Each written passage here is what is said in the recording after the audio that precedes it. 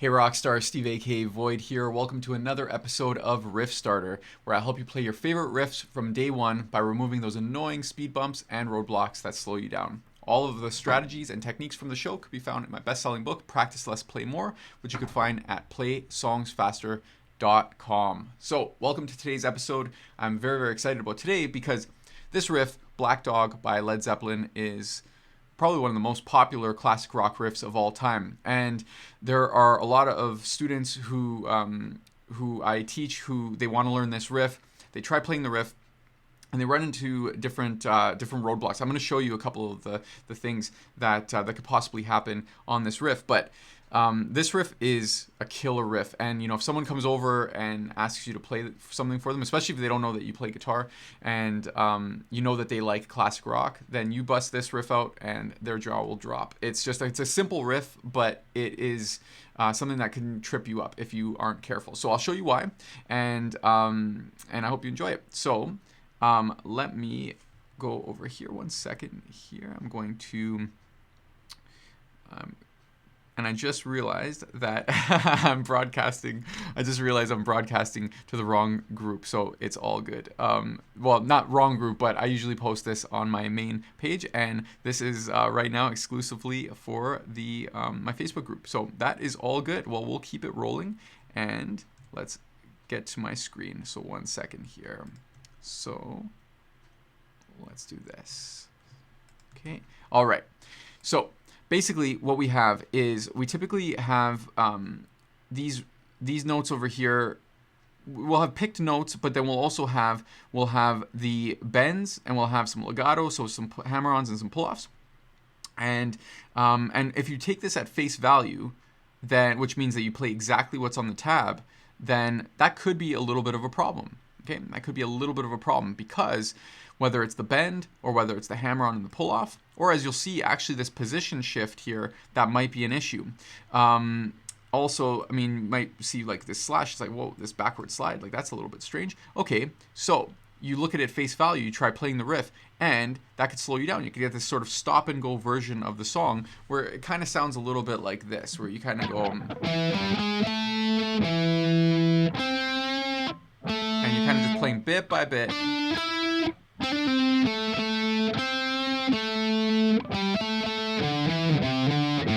Like that, and it might smooth out after a couple of days, maybe a little bit, but for a lot of people, I mean, it might still end up sounding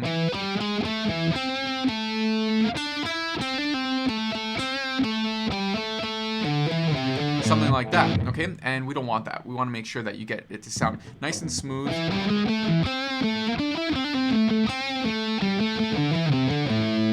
And not just doing it once, but that you could do it over and over again. So what we're going to do, as we always do with these riffs, is we want to think of it this way. Instead of trying to match your current skill level to the level of the record, we want to take the level of the record and match that to your current skill level, and that's how you play from day one. So for everybody, that's going to be different. A beginner, an intermediate player, a novice, you're going to have different levels that you need to simplify. Like, I mean, for an intermediate player, maybe it's just the position shift that you need to change, and you practice that for 5 minutes, and then you can get the riff. You upgrade it to the face value version, and that's it. For a novice or a beginner, you might have to modify a couple things, and a few more things, and then you upgrade that, and then you get to the face value version. But we don't want to start at the face value version if you want to play music, and I want to make sure that you can play from day one, and that's how you do it. You match your current skill level, or you match the song to your current skill level. That's what it's all about, okay? And so there's still practice involved, but you're not overwhelming your brain. That's a really important thing here.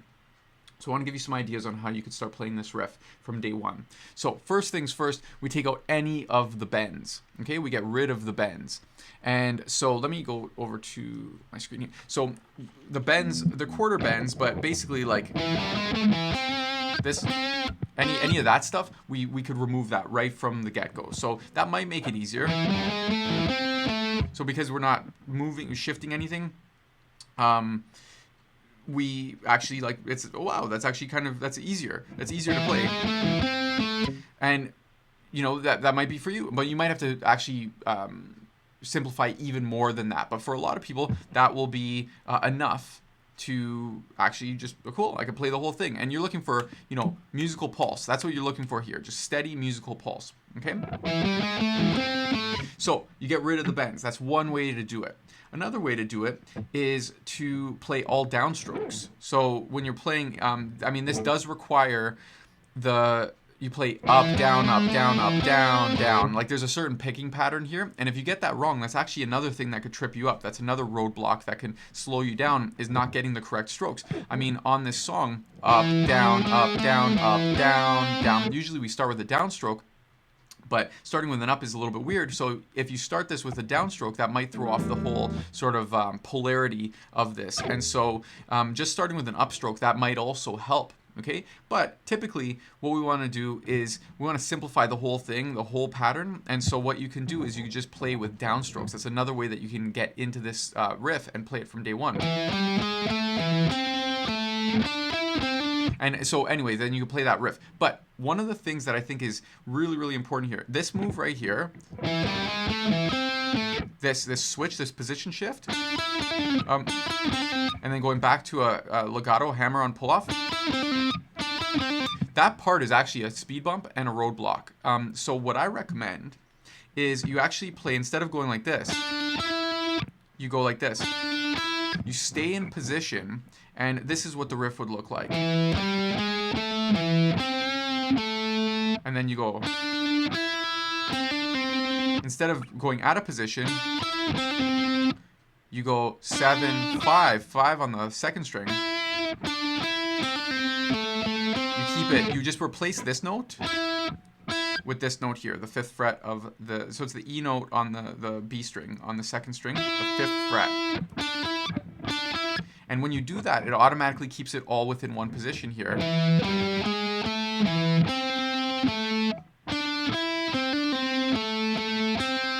You do, let's say, all downstrokes, you could try that, and it's about experimentation. For you, that might work. For other people, it might be alternate picking. But you got to find what works for you. That's why I'm offering a bunch of suggestions here. So then you bring that into position. That's another thing that's going to help. That's a way to simplify it, to get, instead of shifting position and coming back quickly, just keep it all in position. And the last thing is take away the legato. Don't do the, at first, you know, first what you might need to do is this.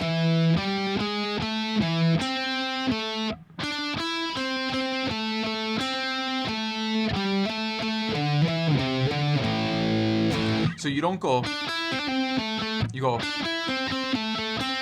keep it all just da da da da da da da da, just a simple melody, and then that, if that allows for you to play everything steady, bop bop bop bop bop bop bop bop bop, just da da da da da da da da da da da da da da da da, just steady, just a melody, a simple melody with just notes rather than bends or hammers or pull-offs or position shifts or alternate picking. You can bring it right down.